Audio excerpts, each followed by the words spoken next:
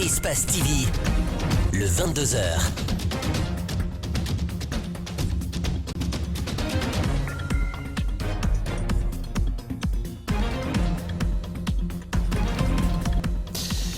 Bonsoir à toutes, bonsoir à tous et bienvenue dans ce journal dont voici les titres. La ville de Macenta a retrouvé depuis hier son calme habituel. L'heure est désormais au démantèlement des personnes responsables des violences du week-end dernier. La justice annonce l'ouverture d'une information judiciaire. Des arrestations ont eu lieu. 27 personnes auraient été interpellées. Des ressortissants de la localité étaient face à la presse ce mardi. Les frontières entre la Guinée et le Sénégal sont fermées depuis plusieurs mois et cela exaspère les Guinéens vivant à Dakar. Les transporteurs et les commerçants en colère étaient dans les rues ce mardi. Ils exigent la rouverture des frontières entre la Guinée et le Sénégal. Le festival de Fria se poursuit. La troisième journée du festival hier lundi a vu des prestations de plusieurs artistes de renom et des artistes basés dans la ville minière de Fria. Le festival, il faut le rappeler, est à sa 5e édition. C'est tout pour les titres. Bienvenue.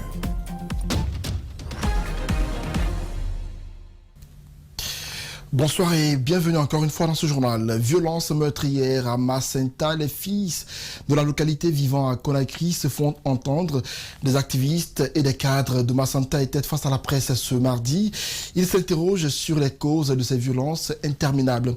Ils proposent aussi des pistes de solutions pour un retour à la normale dans la ville. Mamoudou Boulere Diallo et Abdoulaye Kamara pour le compte-rendu de cette conférence de presse.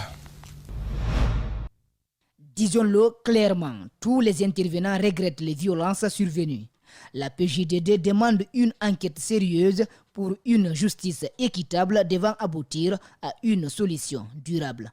La PJDD, dans notre démarche pour la lutte non violente, nous avons invité les ressortissants de la forêt en particulier et de tous les Guinéens épris de paix, de justice.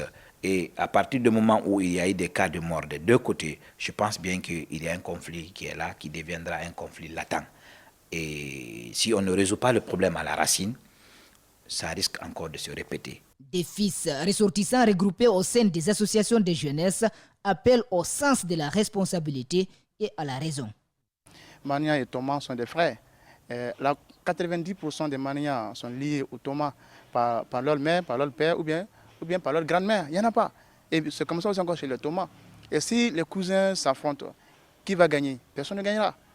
Personne ne gagnera. Alors notre message cet après-midi, c'est appeler au calme, à la paix et privilégier aussi le dialogue entre les frères du Macenta. Le député Kouressi Kondé s'interroge sur le caractère violent du Guinéen. Il encourage toute démarche qui vise à ramener la paix. La vie humaine est sacrée. Nous prions tous les jours. Mais nous ne pouvons plus discuter. Nous voulons que tuer et s'entretuer. Moi, je le regrette et je suis heureux que nos parents soient revenus à de meilleurs sentiments. La sortie récente du ministre de l'Environnement a choqué l'opinion. C'est une diversion à laquelle les Guinéens ne devraient pas accorder d'importance. Ce qui rassemble les citoyens est plus que tout. Nous sommes bénis. Et tous les habitants de cette zone sont bénis. Et les habitants de Macenta aussi sont bénis. Les habitants de la Guinée sont bénis. Nous, on est Guinéens. Tous les Guinéens sont bénis. En plus bref, le ministère de la Justice informe l'opinion de l'ouverture d'une information judiciaire par le parquet du tribunal de première instance de la ville de Macenta. D'ores et déjà, 27 présumés auteurs ont été interpellés par les services de sécurité. Le communiqué précise que toute personne liée de près ou de loin à ces tristes événements sera interpellée dans le strict respect des lois en vigueur. Le Front national pour la défense de la Constitution n'est pas satisfait de la manière par laquelle le dossier de Fonike Mangué est géré. Cependant, le Front note quand même une certaine avancée au niveau du tribunal de première instance de Mafanko. Le dossier de l'activiste du FNDC pourrait être programmé au hall après la grève de la faim qu'il a entamée vendredi dernier, selon Ibrahima Diallo, qui a été joint au téléphone par la rédaction de la Radio Espace. Il faut noter que l'ONG Amnesty International réclame également sa liberté. On écoute Ibrahima Diallo. Nos avocats nous ont informé hier que le procureur du tribunal de Mafanko a finalement transmis son dossier à Madame la présidente du tribunal de Mafanko pour juger l'affaire Fonike Mengue. C'est peut-être une avancée, mais elle n'est pas suffisamment considérable parce que le droit à un procès est un droit fondamental et c'est ce que Fonike Mengue demande. Le droit à un procès juste et équitable dans un délai raisonnable est un droit fondamental. Donc maintenir un citoyen en détention pendant longtemps sans jugement, comme c'est le cas de notre ami Fonike Mengue, est une atteinte grave à ses droits fondamentaux. Il attend toujours son procès depuis 3 mois environ. Nous allons continuer à nous battre dans le milieu diplomatique et auprès des organisations et institutions internationales pour davantage mettre la pression sur ce régime dictatorial afin d'obtenir la libération sans condition de tous les détenus politiques. Nos amis ne sont pas prédisposés à accepter une grâce d'Alpha Condé parce qu'ils sont accusés à tort. Ce sont des innocents. Et puis ce dossier, une entreprise de construction ghanéenne réclame au gouvernement guinéen une somme de près de 12 millions de dollars qui serait bloquée à la Banque centrale de la République de Guinée. Son représentant à Conakry aurait épuisé toutes les procédures pour être en possession de son dû sans succès. Il demande l'intervention du président de la République. Que s'est-il donc passé? La réponse avec André Mossier-Milimono et Tierno Sardouba. Les faits remontent à 1986. À l'époque, le gouvernement guinéen sous Lansana Conté aurait confié la construction du camp Samori Touré à la société Citizen Investment Corporation, une entreprise de droit ghanéen. L'entreprise est ensuite payée par l'État et l'argent domicilié dans une banque qui fait faillite. Le compte est donc transféré à la BCRG. Depuis lors, la société peine à entrer en possession de son dû. Normalement, quand une banque est en faillite, toutes les ressources de ça ont transféré à la banque centrale des pays. On a fait des documents de signification de commandement du pays, mais la banque centrale n'est pas refusé de répondre. Plusieurs démarches ont été entreprises par l'ancien PDG de la société pour encaisser l'argent en vain. Ce dernier serait mort de misère et enterré ici à Conakry. Le vieux, elle est mort ici, misérablement est mort ici. Il est venu ici en 2014. Même il est droit, et maintenant il doit aller au terre. Il est mort, on a fait enterrer à Nongo, cimetière Ango. 12 millions de dollars, c'est la somme que réclame ce Ghanéen à l'État guinéen bloqué à la BCRG depuis plusieurs années. Aubin Edou lance un cri de cœur à l'endroit du président Alpha Condé. Il demande à être rétabli dans ses droits. Il a fait un appel à le président, professeur Alpha Condé, de donner ordre à le gouverneur de la Banque centrale de nous payer notre argent. Parce qu'on a travaillé pour ça. Il faut rappeler que la société Citizen Investment Corporation avait à l'époque préfinancé le projet de construction du camp Samori Touré. À Cancan, le tribunal criminel a rendu son verdict ce lundi dans l'attaque d'une boutique d'Orange Money survenue au mois de juin dernier. 7 des 9 accusés ont écopé de 20 ans de réclusion criminelle et au remboursement du reste des montants qu'ils ont emportés avec eux. Alpha Omar Koïta est notre correspondant à Cancan.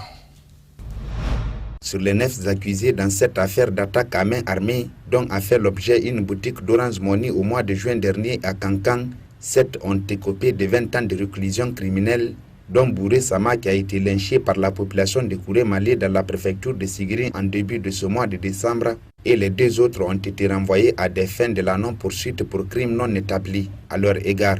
Sur 9 mis en cause pour des faits d'association de malfaiteurs, tentative d'assassinat, coups et blessures volontaires, détention illégale d'armes de guerre et de munitions, consommation de chanvre indien.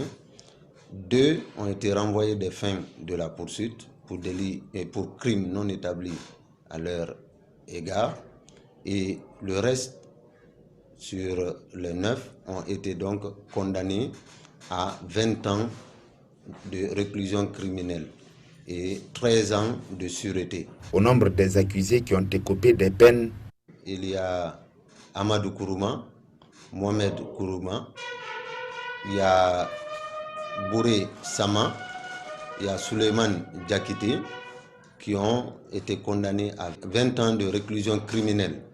En ce qui concerne le montant, le tribunal a déduit dans le montant emporté le montant qui a été restitué, soit un montant de 48 millions, et le reste, ils ont été condamnés au paiement de cela.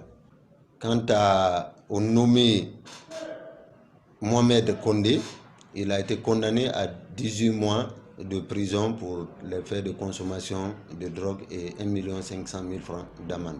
Il y a Mamadi Keita et Ibrahima Kaba qui ont été renvoyés des fins de la poursuite. Cette décision du tribunal criminel est rejetée par le ministère public qui dit avoir toutes les preuves de culpabilité contre les 2 personnes déclarées non coupables par le parquet et entend cependant interjeter appel dans les jours ou semaines à venir auprès de la cour d'appel de Kankan. La défense, quant à elle, s'est dit déçue des peines infligées à ses clients par le tribunal. Restons toujours à Kankan pour dire que les femmes et les jeunes de la localité, les femmes et les jeunes de Guirland dans la sous-préfecture de Kalfamoria ont manifesté hier lundi devant la préfecture de Kankan avec à la clé demander aux autorités de leur restituer leur domaine agricole donné à leur village voisin Sendoula. On écoute Sira Sidibé, leur porte-parole au micro d'Alpha Omar Koïta.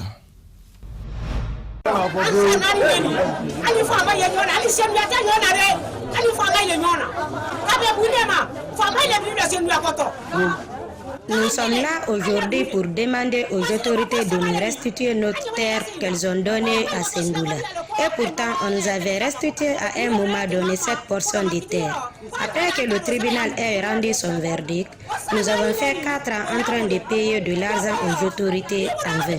On est fatigué maintenant. Aujourd'hui, soit on nous restitue notre terre, soit ils nous mettent sur notre terre pour donner à Sendoula.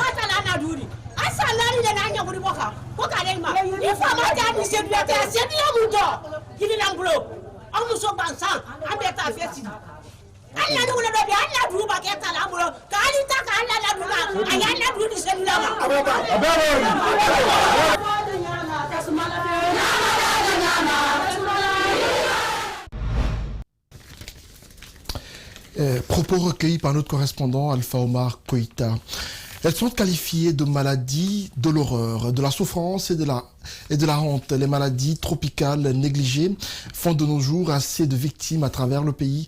Les acteurs de la société civile œuvrant dans le suivi et l'évaluation des maladies tropicales rencontrent la commission santé de l'Assemblée nationale pour une sensibilisation. Mamadou Sadio Baldé et Aboulaye Kamara. Les maladies tropicales négligées, très négligées, mais très nocives pour la santé humaine. Elles sont insupportables pour les patients et leur entourage. Souvent mal soignées, pourtant elles conduisent à un handicap à vie, parfois tuent. L'onchocercose, qu'on appelle la cécité des rivières, peut rendre quelqu'un aveugle à vue, à vie. Les morsures de serpent sont des maladies tropicales négligées. La rage est une maladie tropicale négligée. L'ulcère de Birili est une maladie tropicale négligée. Donc ce sont des maladies qui amènent une incapacité, qui amènent un dévisage, et du fait qu'il y a 3 mots qu'on peut dire, c'est des maladies de l'horreur, c'est des maladies de l'exclusion et c'est des maladies de la souffrance. Ce sont des maladies des pauvres, donc les victimes sont dépourvues de moyens. Cette structure a été au contact des familles touchées. Elle invite la commission santé de l'Assemblée nationale à être plus attentive à leur triste sort au terme d'une longue concertation ce mardi dans les locaux de l'Assemblée nationale. Les parlementaires puissent être regardants dans le vote du budget qui est alloué au ministère de la Santé, dans lequel des budgets, il y a un budget qui est destiné pour la lutte contre les maladies tropicales négligées. Donc pour nous, pour faire un plaidoyer de ce type, il faut que nous fassions comprendre les parlementaires le contenu ou la gravité, n'est-ce pas, de cette maladie. malgré que cette maladie soit négligée, n'est-ce pas, par endroits. Le message est passé. Le président de la commission santé exprime sa sensibilité et promet d'y veiller.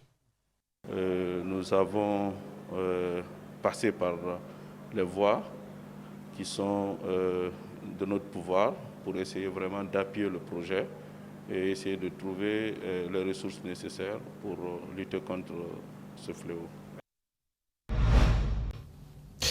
Comme annoncé dans les titres, plusieurs transporteurs et commerçants guinéens se sont mobilisés lundi à Dakar au Sénégal pour dire stop à la fermeture des frontières terrestres entre la Guinée et le Sénégal.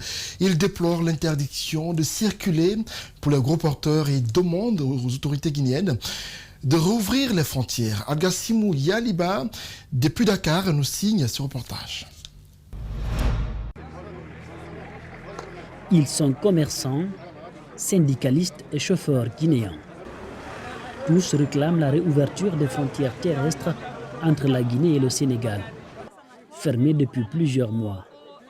Réunis ici à la gare routière située à Médina, rue 25, leur message est clair.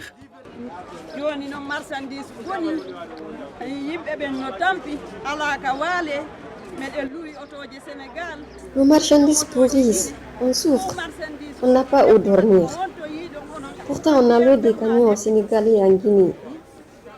Où avez-vous vu des frontières fermées depuis 3 mois?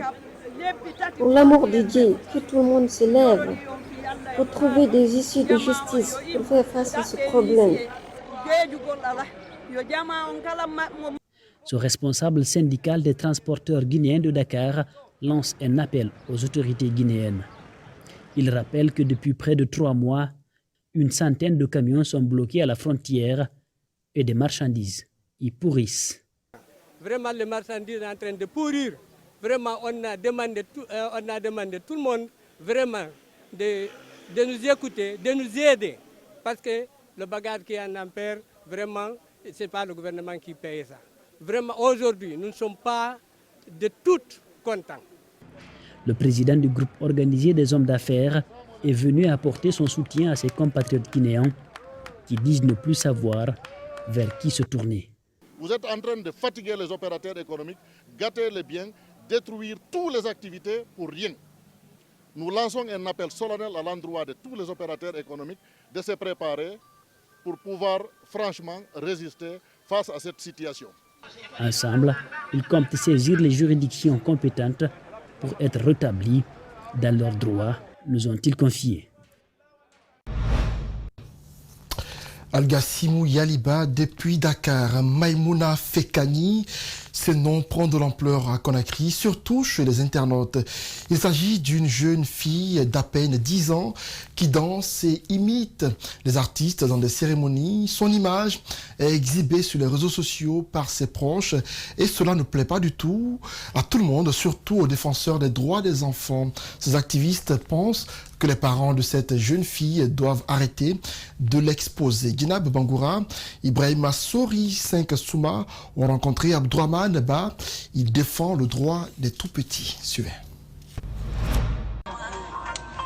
Memouna Fekani impressionne à 4 ans déjà le public guinéen à travers ses interprétations et ses pas de danse. Elle prend en haleine ses fans pendant des heures avec le goût qu'elle a pour la musique. Un fait qui ne laisse pas indifférent ce militant pour le droit des enfants qui dénonce une exploitation de la petite Memouna. Il s'agit du cas de la petite Maïmouna Fekani dont les parents et certaines personnes sont en train de mettre en scène cette petite fille âgée de 4 ans. Elle participe à des trucs culturels jusqu'à tard dans la nuit, aller même dans des boîtes de nuit. L'exploitation des enfants est interdite par la loi guinéenne. Du coup, Abdourahmane Ba s'inscrit dans ce cadre pour alerter. Notre République de Guinée a ratifié la Convention relative aux droits de l'enfant, qui est un instrument international qui protège les enfants, ça c'est à l'échelle mondiale. Mais aussi en République de Guinée, il y a un code de l'enfant. Et dans ce code de l'enfant, ce genre de situations sont vraiment plutôt interdites. Le réseau du fleuve Mano pour la promotion des droits des enfants a mené des démarches afin de punir ceux qui sont derrière cette exploitation de Meïmouna. Nous avons déjà commencé une procédure avec le tribunal pour enfants. Nous avons interpellé le président du tribunal pour enfants qui nous a mis en contact avec la brigade spéciale pour la protection des personnes vulnérables. Nous venons même de là-bas nous avons porté une plainte et la plainte a été déposée. Demain, les présumés vont répondre au niveau de cette brigade et on va s'entretenir. Maimouna Fekani est sous le feu des projecteurs. Le sujet sur son éducation fait un tollé sur les réseaux sociaux. Maimouna Fekani, âgée plutôt de 4 ans au lieu de 10 ans. Un autre enfant âgé de 8 ans souffre d'une tumeur au niveau de la bouche depuis 7 mois. Selon ses parents, la maladie a débuté à Kissidougou par une carie dentaire qui s'est achevée par le gonflement de sa gencive. L'enfant est à ce jour admis dans une clinique à Conakry. La famille demande de l'assistance aux personnes de bonne volonté pour sauver cet enfant qui se meurt. Les détails avec Ali Badara Kamara et Mohamed Aloussen Kamara. Tout a commencé chez Tamba Paul Kamano à Kissidougou lorsqu'il souffrait de simples caries dentaires qui s'est soldée par la suite par la dilatation de sa gencive. Ce n'est pas lorsque 4 de ses dents ont été extraites dans une clinique à Kissidougou qu'il a retrouvé sa santé. Au contraire, depuis, l'état de cet enfant s'empire de jour au jour. L'enfant avait un problème de carie dentaire. Donc, ils l'ont amené dans une clinique, dans un cabinet dentaire, où le médecin, selon l'explication de son papa, a dû arracher ses dents. Donc, ils ont enlevé les 4 dents. Tamba Paul Kamano est fils d'un conducteur paysan et une femme de ménage. Depuis sa maladie, il ne vit que des aliments liquides, des aliments parfois dépourvus de tout élément nutritif. Face à cette situation, sa mère vit cette souffrance de son fils. Actuellement, avec la tumeur qui est dans sa bouche, il ne mange pas les aliments solides. On lui donne du lait, comme les jus, voilà, et la bouillie. Aujourd'hui, le traitement de cet enfant est entre la pédiatrie de l'hôpital national d'Onka et cette clinique située à Bomboli dans la commune de Ratoma, où il est admis depuis quelques jours. Ses parents, à bout de souffle, tendent la main. Lance un appel au niveau des personnes de bonne volonté, qui vraiment pour pouvoir m'appuyer dans son traitement. Parce que, vu moi-même mes conditions de vie, c'est difficile pour moi, je ne peux pas.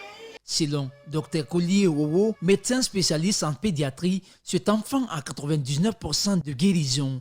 Vu la catégorie de la tumeur dont il souffre, ses parents, encore dubitatifs, tentent de s'accrocher à un espace juste pour tenir debout ici, au centre Tina de Guinée, situé à quelques mètres du carrefour Sirage. SOS donc pour le jeune Tamba. C'est désormais une tradition. Chaque fin d'année, l'hôtel Palme Camaïenne organise une soirée dénommée le Bal des Grands qui réunit des artistes de la nouvelle génération et de l'ancienne. Ce sera le jeudi 31 décembre à 20h.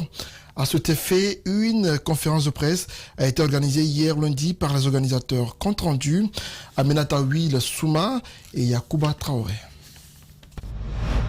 Acte 8, Saint-Sylvestre 2020, une soirée particulière due à la crise sanitaire et politique dans le pays. L'événement est organisé chaque année par la direction de l'hôtel Palme Camaïenne en collaboration avec Nord-Sud Communication. Avec autrefois Kylian World Music qui aussi s'est très impliqué pour le Grand Bal qui est devenu depuis maintenant la 7e et 8e édition le Bal des Grands. Il y a eu une sorte de mutation. Je sais que les témoins et les coutumiers ont dû le constater et le comprendre. Et cette année, on a voulu mettre l'accent sur le Made in Guinée, parce que pour nous, le content local, il est important. On revendique toujours dehors nos artistes d'abord, et nous nous sommes dit, il faut mettre en avant la culture guinéenne. Des artistes guinéens, en passant par ceux de l'étranger, tous vont prester lors de la soirée qui aura lieu le 31 décembre. Et justement, l'un des organisateurs revient ici sur le choix des artistes invités. Donc c'est pour vous dire à quel point le talent guinéen se vend. C'est peut-être nous qui, d'une manière ou d'une autre, ne trouvons pas la bonne formule pour encore le vendre davantage. Les organisateurs, dans leur communication, ont remercié les partenaires qui les accompagnent pour la réussite de l'événement. Ça me fait un grand plaisir de participer à cette 8e édition. Ma particularité, peut-être, ça serait une prestation hors compétition. Donc, vous voyez ce que ça fait. Mousto, merci beaucoup. Je voudrais simplement leur dire qu'aujourd'hui, je suis le seul vieux qui est dans le Bembea. Mettre en avant le talent des artistes guinéens est l'une des préoccupations de Nord-Sud Communication. Ce bal en est une illustration. La 5e édition du festival se poursuit du côté de Sombori à Fria. La 3e journée qui avait lieu hier a vu des artistes locaux et ceux de Conakry qui ont égayé le public venu massivement au stade Konkosila de Fria. King Détruit, SMS, Zéleluma et One Time étaient les vedettes de la soirée d'hier lundi. Alseni Tamora, Idrissa Bari et Abakar Kakabangura sont nos envoyés spéciaux à Fria. Cette 3e journée du festival est différente des précédentes. Elle s'est démarquée par la qualité des artistes présents sur scène. Dans une ambiance bon enfant, les Friakas se sont amusés avec ces artistes. Parmi eux, King Détruit. Moi, je suis très content d'être ici aujourd'hui parce que beaucoup de mes frères ici à Fria, donc je dois venir ici pour faire honneur les gens. Ils sont tous les mêmes, les Guinéens, les Ramènes, Fria. Donc, je suis très content d'être ici aujourd'hui avec les Friakas. Le jeune SMS tueur sur scène a aussi joué sa partition à ce beau spectacle vivant qui a donné à nouveau du sourire aux jeunes de la Cité de la Lumine. C'est la musique, mon public, voilà, et toute cette grande foule qui est là, donc ça fait plaisir au fait. Je ne peux pas rester sans passer au festival, tu vois, c'est un truc de fou, donc c'est un peu ça. Le public des Frias, ils sont chauds. Ils sont trop chauds, ils sont trop dans le mouvement au fait. Donc du coup ça fait plaisir, voilà. Habitué du festival depuis la première édition et natif de Fria, One Time n'a pas voulu se faire compter la 5e édition, l'année de la maturité. Pour lui, c'est un retour au bercail. L'édition de cette année 2020 prendra fin ce mardi 29 décembre avec la prestation de l'enfant du Horefel Lola Massidibé.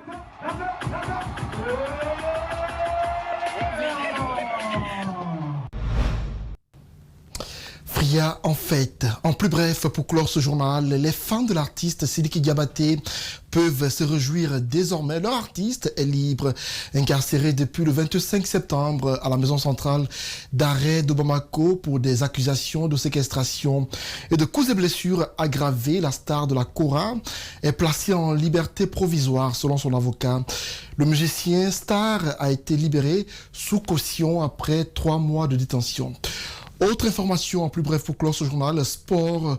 L'image du jour reste cette rencontre entre les mécènes du football guinéen. Antonio Soare, président de la FEGIFOOT et candidat à sa propre succession, s'est rendu ce mardi chez le président du AFIA FC Kerfala Camara KPC, qui a émis l'intention de se porter candidat à la présidence de la FEGIFOOT prochaine.